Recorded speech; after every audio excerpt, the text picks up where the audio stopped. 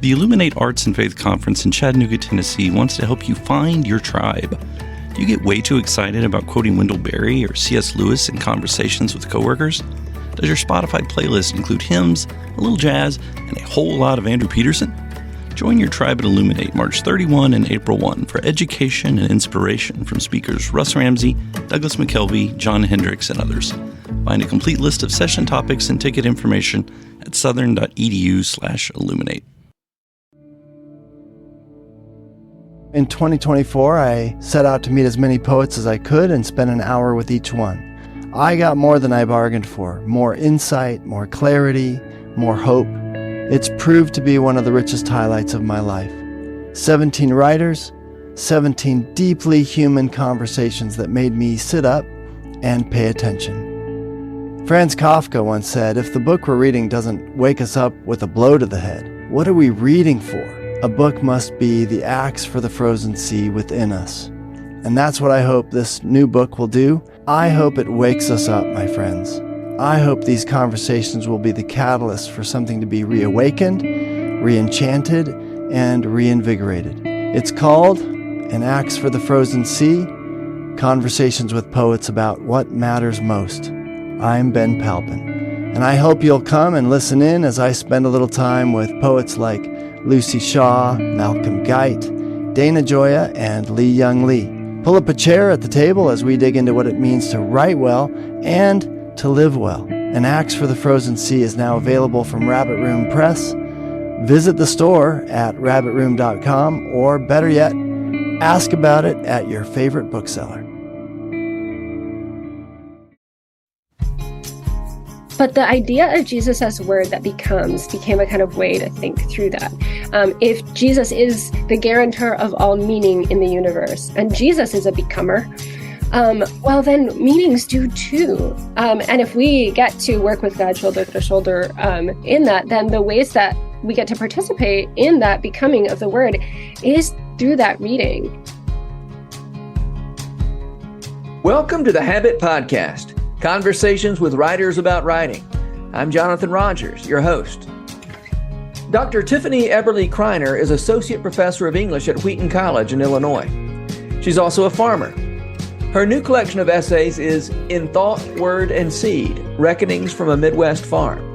In it, Dr. Kriner connects culture, ecology, faith, and literature, and invites readers to cultivate fruitful conversations between literature and the environments in which they live. Tiffany Eberle Kriner, I'm so glad to have you on the Habit Podcast. Thanks for being here. Thank you so much for having me. So we're speaking the week before the release of your new book, In Thought, Word, and Deed, Reckonings from a Midwest Farm. Almost Thought, Word, and Seed. Oh, of course. Thank you. Thank you for that correction. In Thought, Word, and Seed, because this is a book, among many other things, it is about farming. How do you, when you describe this book in 90 seconds or less, how do you describe it? Oh, well, I think I describe it as trying to figure out how all the vocations in my life work together. So I am a literature professor, I'm a deeply committed follower of Jesus, and I'm a farmer. Mm-hmm. And those things seem to have a relationship to one another. And I usually try to figure out things by writing. And so this book is trying to figure out what those relationships are. What happens if you plant books on a farm? Does the algae come out? Yeah. And I think yes. Tell me about your choice of the word reckoning or reckonings in your subtitle. Yeah, I'm glad to say that was my choice. Most of the title was a gift from the team, the publishing team. And the draft title was something arcane, like field, word, or something like that. I had to do something. So, yeah, but when they said in Thought, Word, and Seed, the idea of reckoning is a kind of betweenness, right? On the one hand, it's thinking, right? I reckon, I think so. But a reckoning is also a kind of judgment or sort of laying out of how it is, right? The accounts, Right. they become clear. And I think a lot of the book is both thinking and trying to figure out the nature of responsibility in the accounts that come to light when one is sort of living and working close to the land. Yeah. Yeah. And you live in a house built by a famous beekeeper. That's right. That's right. We didn't know there were famous I didn't know there were famous beekeepers till I read your book. Well, so in the late 19th and early 20th century, he was one of the biggest producers of honey on the continent. And he became a kind of tinkerer with the processes, hive innovations and all that kind of material. And so when he died, they dedicated a library to him at the University of Wisconsin. And the story goes that, the American Beekeepers Association kind of caravan down to have a special memorial lunch. And there's a plaque in the church, the Presbyterian church, that refers to his service to the church and to beekeeping. And so kind of a hero. When I heard about that, I was pretty sure I wanted that piece of land, that's too good to pass up. Yeah. I'm sure you know that honeybees aren't native to North America. Well, and yet here they are helping us so completely, right? Yeah. It is amazing to think that I mean, I guess there are plenty of our other pollinators who took care of business around here, but it is remarkable to think that this species that's so important to us isn't native. Mm-hmm. I mean, of course, I guess neither are cows, for that matter, hogs. Yeah. But we're used to domesticated animals not being native. It's this wild animal that's so important. That's comforting in a way to think about what happens when we are transplanted, right? I'm a Northern New Yorker, upstate New York, rural country, so a lot in common with where we are now. Yeah, which is Northern Illinois.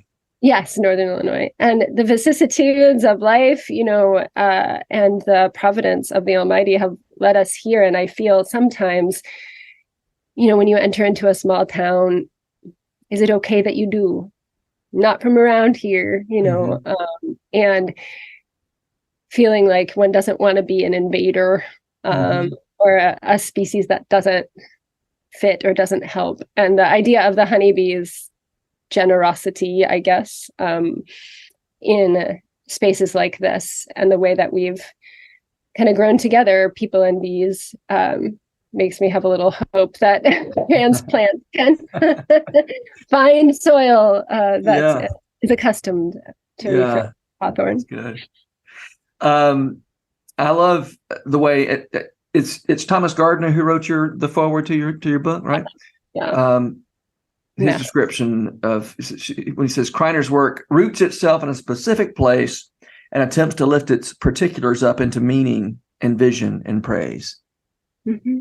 And your farm is called Root and Sky Farm, and as Thomas Gardner pointed out, it's both earthbound and reaching upward. Root and sky, and I love that as a way of thinking about what you're doing on that piece of property, but also what you're doing in your work. In your writing work, I should say, your other work. That's right. The title of our farm, the name of our farm, comes from a poetry play, a play in verse by Christopher Fry. And the lines are so beautiful that we did the play in college. I went to Messiah College, and we did the play, The Boy with the Cart, during my time there. And the chorus that opens the play speaks these words as the farmers of southern England.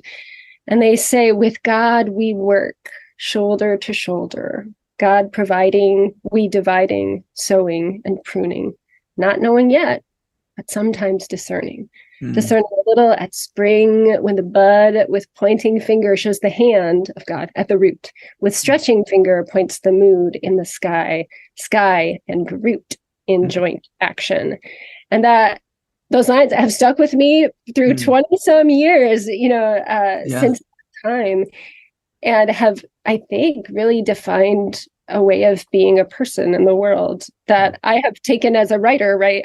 That okay, what would it mean to write with Jesus? What would it mean to write with the Lord? But also it becomes, of course, very physical and very real when you're actually digging with the Lord, in those space. Well, I love the truth that the results of agriculture, horticulture, they require your efforts, but they don't come about because of your efforts, right? It's not going to happen if you don't do something. But the truth is, it's still a gift. My gosh, never more evident than when you kind of haul a watermelon in from the field, which I've been doing lately, and you're thinking to yourself, like, the seed that's just like this big, and the watermelon, you can only take one at a time because they're so big. And you think, like, thank you, right? Like, it's all you can think for the way that works. Yeah. However much labor you put into it, it still feels shocking. Only God can make a watermelon. Right? It is true. Yeah. You mentioned Virgil's Georgics, and I want to hear more about Virgil's Georgics, which you say are about the struggle for human accomplishment in the difficult circumstances of the way things are. Pretty good summary of farming and writing. And probably not all of our listeners are familiar with Virgil's Georgics. So why don't you give us a quick summary of what that is, and just a quick one. Sure. Well, I'm in some ways grateful to say I wasn't either. I was not classically educated. The fancy books come late in my life. And I came to Virgil's Georgics when I needed help. As a farmer. And yes, I went to YouTube also, but it's a set of poems kind of about agriculture written in the ancient world. And I wanted to connect with traditions of people who had tried to make meaning. And it just so happened that I came across this poet and translator, David Ferry, whose work, Bewilderment, a contemporary work of poems, contains some of his translations. And so I actually just started following his work, being so moved by it, and wanting to read more. So I read his Aeneid, and just really moved by it. And so when we became farmers, I thought, oh man, I think he did the Georgics too. I've heard a little bit about this, and so I came to it in some ways as a farming handbook. And this was writing this piece, or trying to figure out in those first years how to be a farmer. This was on my bedside to try to figure out things a little bit, to see. And what I love about Ferry's translation too is the way, he stretches out the lines a little bit in ways that I think are really helpful, but I appreciate how much he feels the struggle to find meaning in the world, to deal with change, to deal with weather and all the, exigencies of life. And I think just as a translator, his own sensitivity to the emotion in the work has made it so powerful. So in some ways, different books come into our lives at different times, and I really needed this one at the time. And well, so speaking of difficult circumstances of the way things are, let's talk about the circumstances under which you wrote this book, these 5 essays. So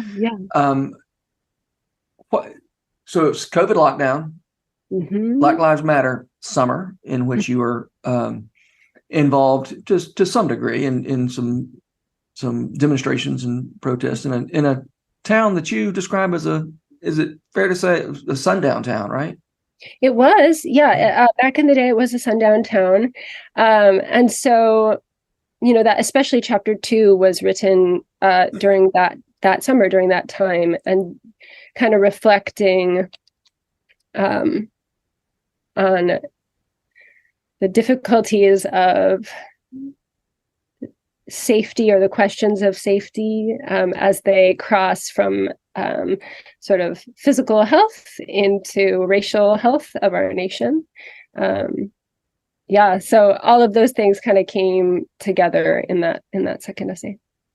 But also in the midst of that summer, when your husband was sick and stayed sick, you had a lot of physical labor there in the woods that you had to do. and that I'd love to hear you say more about that. Just you've already said this is a book about you sorting out various vocations, and you have a vocation as a farmer and a vocation as a writer, and those two don't always make it easy to do. Well, absolutely. And one of the vocations that is at issue here too is as a married person, right? Right. One's calling to one's spouse to whom one has committed love, faithfulness through life. My husband got long COVID one summer. Then the next summer he had a knee surgery. And then the next summer after that, he had another knee surgery. And so 3 summers in a row. And of course, that sort of academic schedule privileges summer as a big writing time. And the fall of 2020 also, I had a sabbatical set up. So I was, getting all ready to do this kind of intensive work, super excited about it. And then these sort of diseases and surgeries came up and just kind of interrupted my plan or my schedule for this focused, intense work. And I think one of the things I had to sort out was how can I live faithfully as a spouse and as a writer who also has responsibilities, right? I have to write. In some ways, I have to write this book, right? I have to get on with my research. I have to get on with my job, right? I'm supposed to do this thing, right? And yet, the call of the animals themselves was very strong, right? My husband is incapacitated. The animals need you right now. So they're giving birth. They're doing all these things. You're right. They're needing to be moved, right? That's the big thing. They need to be moved as they rotationally graze through the land. And so that need to feed them or to bring them to spaces where they feed themselves was really, really pressing. And so I think I remember this one day in the field where I was crying. I just didn't want to do it. You know what I mean? Like, it's so hot. I'm moving these things, and I just remember this moment where, I don't know, I don't want to be too spooky or anything, but I felt the presence of the Lord just saying, this is taking up your cross right now. Like, and it's not how you imagined it to be a marker in some important way or something. It's not, it's sort of heroic, are you a believer, or whatever. It's just kind of like, this is it. This is moving sheep is how you are laying down your life right now. And I would like to say that thus my attitude shifted, and thus I was, this sort of flower of virtue or something, and good attitude. And it didn't really always happen as through that long, difficult time. But I'm sure that work was needful. And I'm sure that at that moment, the way that writing came as a mercy into that time, not as the execution of a grand vision or something like that, right? Like, maybe I had an idea for the book and, some invitations came and I'm like, oh, I could maybe make something, but it didn't happen like, and no, I will, forward this plan that I've had since the beginning. These snippets, moments came, invitations came that helped me toward a deadline or whatever. And it felt more and more like I was experiencing the outpouring of mercy. I'm wondering what it all means. I feel like I'm supposed to be someone who writes. I'm supposed to be someone who cares for these animals, who cares for this man. And so how does it all work? Oh, Lord. And then the essays here are truly essays. Like they're trying to figure that out. And their form so fragmented, so many of them, right? So piecemeal, especially the last one. And that's exactly how it came through, right? In these small bits, in these small moments where mercy was poured upon me in difficulty. Yeah. Well, you see a subtitle like Reckonings from a Midwest Farm, and I appreciated the reminder that, being connected to the land and also being a writer, Henry David Thoreau gave us kind of one vision of how that might work, which is the ability to stare at the lake for many, many hours. And you mentioned that I can't now don't remember if it was in the same, while you were if it was the same summer or not, but that you were in a reading group with some students and somebody said, how did she put it? She asked, can you really justify those hours of staring at the lake? Mm-hmm. And I mean, if it's good work if you can get it, right? And in your case, being connected to the land meant spending a lot of time with loppers, lopping off honeysuckle. Mm-hmm. Mm-hmm. That's true. And in some ways, then it becomes a great privilege, right? Though the work itself is great work if you can get it. I happily had exigency to help, do that devotion, because, I mean, I don't know if this comes through in the book at all, but all the tasks that I do for the farm, even though sometimes I don't want to do them, I love them. Mm-hmm. So all the things, I mean, maybe not putting some down of the episodes about the cutting down the honeysuckle to move the sheep, it was not coming through that you were really right, totally. But we feel good when we're outside. We feel good when we move our bodies. It helps us in our sadness to be in those spaces. It feels like the forest takes care of you. Yeah. And so there's this kind of, I can regularly and honestly say it's as good as people imagine to live this way, even through the difficulty or whatever. So the hard work in a Thoreauvian sense or whatever becomes the time when I can do the thinking, even though he retreats from his bean field or whatever, from that, and wants to work less so that he can contemplate. Good for him. Good. But for someone like me, for whom like working is the thing or whatever, to have to do this work had these unexpected benefits of being able to sort of know in your body what it means before you know how to say it in sentences. Mm-hmm. Oh, I love that. I mean, I was talking about this with somebody, probably a podcast I was recording this week, about the idea that the work of the writer it doesn't start with finding words. Mm-hmm. That's the last step. Yep.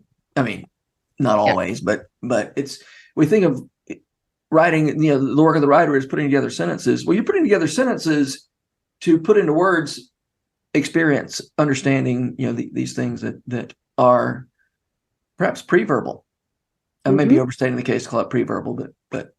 Well, I mean, so many times the experience of working or the experience of looking became the prompt for the particular essay, right? So in the last chapter of my book, for example, Waddle, I don't even know why I started it, right? Like I built a fence in order to make that essay. And so it had just been announced that we were changing everything for the semester. We're going to have a 2-week spring break. We would completely go online. And I was frost seeding in the pasture when I heard the news that was happening. And then suddenly the whole shape of the next months changed. Uh-huh. And so suddenly I think it was that week while I was like, I'm listening into a faculty meeting and cutting down branches and being like, just make a fence and kind of think about some of the things that I had been asked to think about holiness, namely in an invitation for an essay. And so that literally was the route to the thinking, right? Mm-hmm. Just keep building, and then it comes out or something.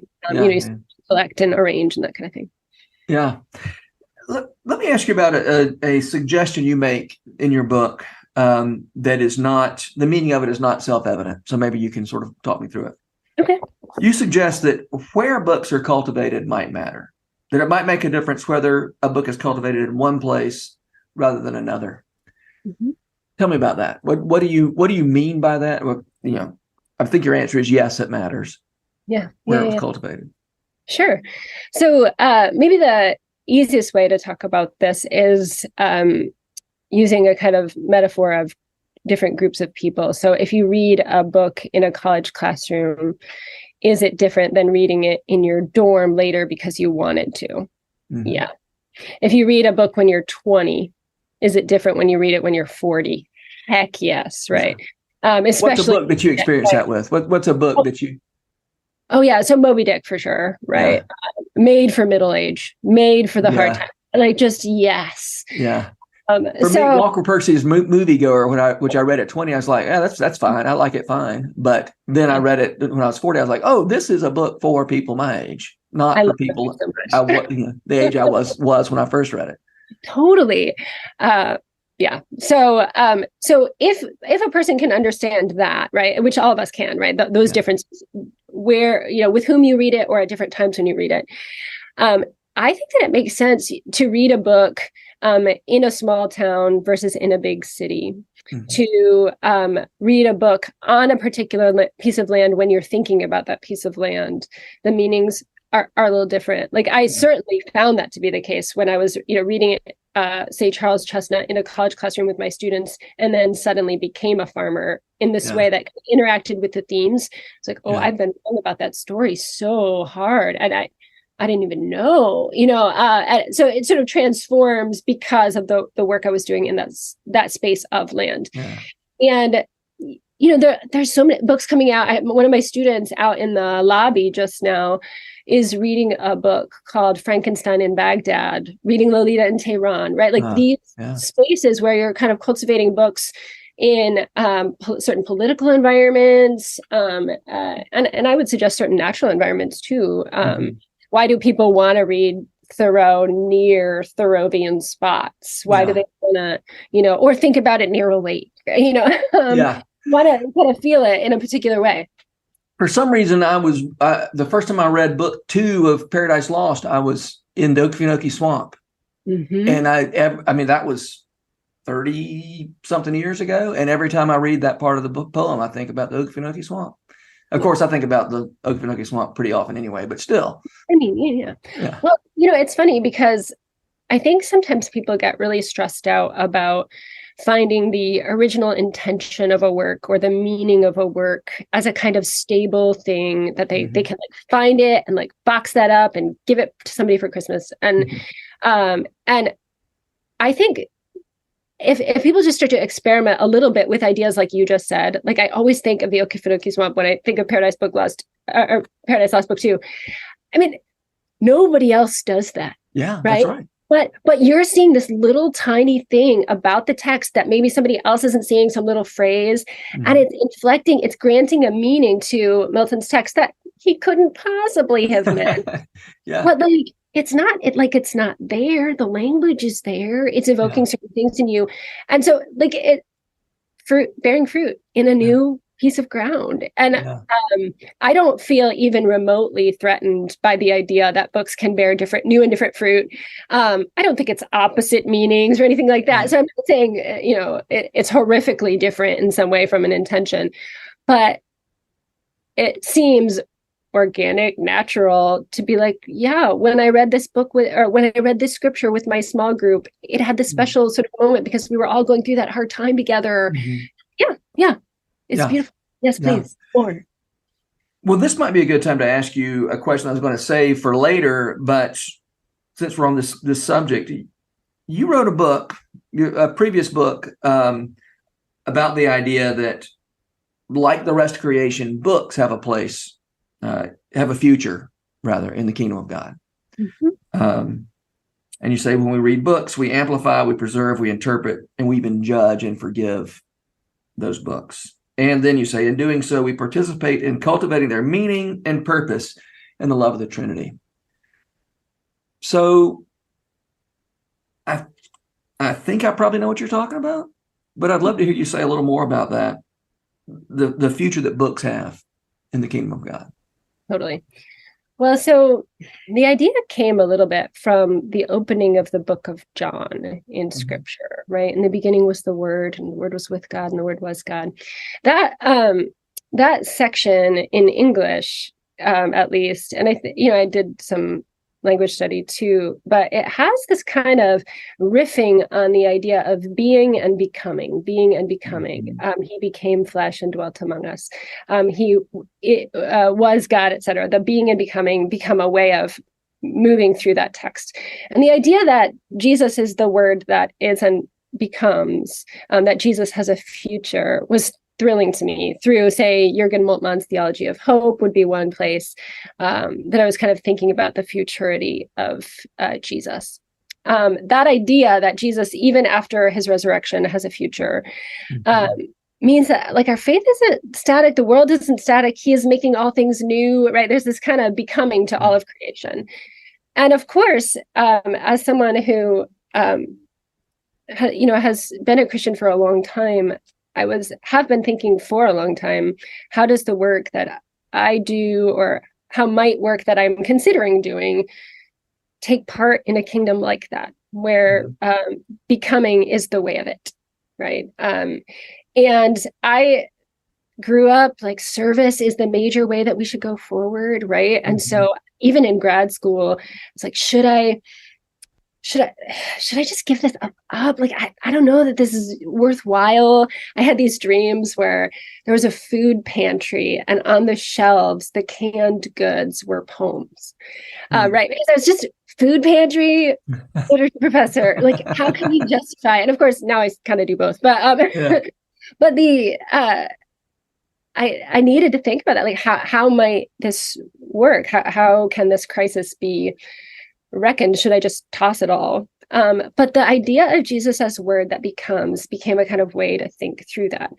If Jesus is the guarantor of all meaning in the universe, and Jesus is a becomer, well, then meanings do too. And if we get to work with God shoulder to shoulder in that, then the ways that we get to participate in that becoming of the word is through that reading.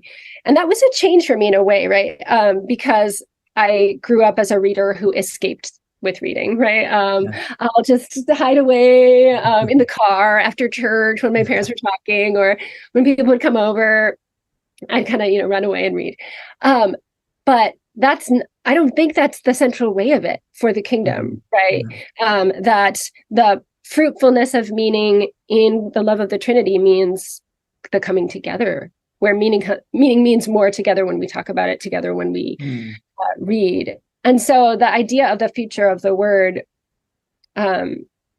was just a kind of humble way of thinking, well, seeds do this, people do this, reading too, right? Like, again, I think this is the tempering of my martyr instincts, right? Serve God with my whole life, or something like that. And well, cultivate and keep. How about you just do Genesis? How about you just do Genesis with these books that I've given you? Yeah, I love it. Yeah. Okay. Before we run out of time, I want to talk about your owl. Oh, okay. So great essay. I think this is the fourth essay in the book. Is largely, a big part of it is an owl, an injured owl that you encountered and spent some time with, and this. And you talk about the idea that we have all these symbolic associations with owls, wisdom and bad omens and Tootsie Rolls and Tootsie Pops rather, and then you encountered an actual owl that was a creature, a being, and not just a symbol. He was a bird made flesh, you said, which I thought was clever. A bird made flesh that dwelt among you for a few hours at least. But it's also another huge theme in that essay is staring, right? You're staring at the owl's staring back at you. And you mentioned, who is it? Elaine Scarry, who says that staring is a version of the wish to create. There's some ideas for you to sort of all tie together for us. All right. Well, in that moment of engaging with that owl, it was a bad day.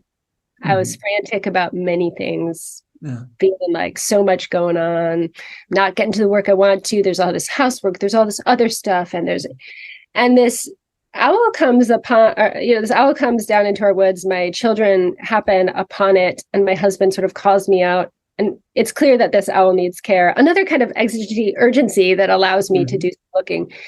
But the need of the animal at that moment made a space for me to do what I ought to do all the time, to look, right, to pay attention, to have that kind of awareness of the presence of God among us, right? And I wasn't doing that. I was frantically executive functioning my life at the time. And I was on my phone and in the work and all those things. And the interruption of that through the need and brokenness of the animal itself. And again, I didn't really know how to help. I was just waiting for the helpers who knew how to help, right? But I didn't want to lose the animal. I didn't want it to wander off, hopping into some place where we couldn't find it, and thus, suffering, presumably dying, right? It had a broken arm, so it couldn't do what it needed to do. So all that to say, the need of the animal, and my desire to sort of participate in its healing in some small way made a space where I couldn't do anything else but watch it. And I'm really grateful for, it's never pleasant at the time to have a need arise that requires you to look really hard at whatever it is, right? Yeah. A diagnosis comes at you, a tragedy comes at you, a depression comes upon a person, right? Like where it's hard to do anything, right? Yeah. All these exigencies or difficulties that come up. And it's like the only thing you can do is watch in order to try to figure out how to go forward. And I feel like then the raw material of making meaning out of anything is seeing the thing that you're going to make meaning of, right? Yeah. To see where you are. And so that's how I interpret Scary's line there. You can't make anything of anything unless you're familiar with the material in some way. And what's actually in front of you. Exactly. And not stopping at the symbolic and the abstract understanding of what that thing is supposed to be, right? Mm-hmm. That owl, it's been, it wasn't there as a representative of wisdom or as an omen of doom for you. He was there as a creature who needed some care. Yeah. And not one that I would have asked for, right? Like there are great books right now coming out on birding and bird intelligence and all these communication. So super interesting, but I never would have been there. I mean, right? Like, it was unasked for mercy. Yeah. Elaine Scary's line reminds me of something I'm sure you've heard from Flannery O'Connor. She says that the writer should never be ashamed of staring, because there's nothing that does not require his attention, she says. I think it's so good. And that's such a recurring theme in your essays, is the need to pay attention and to really be aware of what's going on around us. Well, this might be a good place for us to wrap up, but I want to hear you answer the question that I typically answer at the end. Who are the writers who make you want to write? So when I reflected on this question, because I hear it a lot on your podcast, I had a realization that my desire to write in response doesn't usually happen to a writer, but rather to a work itself, right? Interesting. So I would want to narrow down a little bit and say that I feel the urge to make things most often when I come upon these massively ambitious, difficult works. Mm-hmm. So, for example, like Duck's Newburyport by Lucy Ellman, or Infinite Jest, or Brothers Karamazov, or even Paradise Lost, which we were talking about earlier. The brazen ambition of trying something so huge, Dante's Inferno, right? Those works I've regularly wanted to write when I encounter a work of such massive, and I've been thinking ambition isn't the right word, because who can achieve such a thing, right? Paradise Lost doesn't, though it'd be great. It is. Um, I'm going to justify the ways of God to man. Hey, y'all, watch this. I'm going to justify the ways of God to man. or Middlemarch would be another example. Moby Dick would be another. And even in Moby Dick, like, let all I write be a draft of a draft, right? So it's not the achievement of it, even though the works I'm saying are great works. And I admit this, right? Like I'm attracted to them. But the thing that makes me want to write out of them is that they're willing to think of the very biggest, hardest questions of consciousness itself, of meaning in the world, of the big story of it all, right? Like one of the writers who makes me want to write is Isaiah. Yeah. Like the biggest possible, most ambitious possible story right there in scripture. It feels like it calls out because it's, because it's not possible to justify the ways of God to man, right? No, it's not possible. So let's try, Yeah. I love those books that try to explain everything, like that Jared Diamond book got guns and steel. It's like germs, I think was germs, guns and steel. And I'm going to explain everything about how the whole world works. And I don't believe these theories, like they're oversimplifications. I just like the fact that somebody's trying, And it doesn't hurt that, the works that I've mentioned here are also like masterworks of language, right? It was it Marilyn Robinson says about Melville, he had a gift, like, yes, right, totally. But I don't even think it's that only. Yeah. It's the try of it. That really gets me going. Yeah. So. I love that answer. It's not what I was looking for. It's not what I was expecting, I should say. Sorry about that. No. It's I don't mean it's, Yeah, totally. All right. Well, Dr. Tiffany Eberle Kriner, I'm so glad that we had this time together. Thank you for being here. And I hope a lot of people read your book. Thank you very much. I hope you have a good one.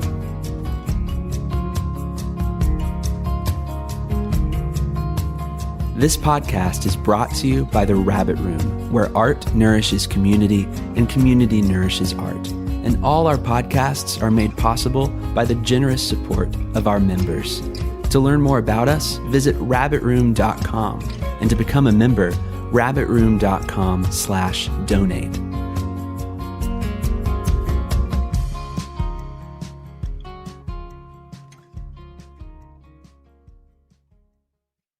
If you've enjoyed this podcast episode, consider joining the Rabbit Room membership.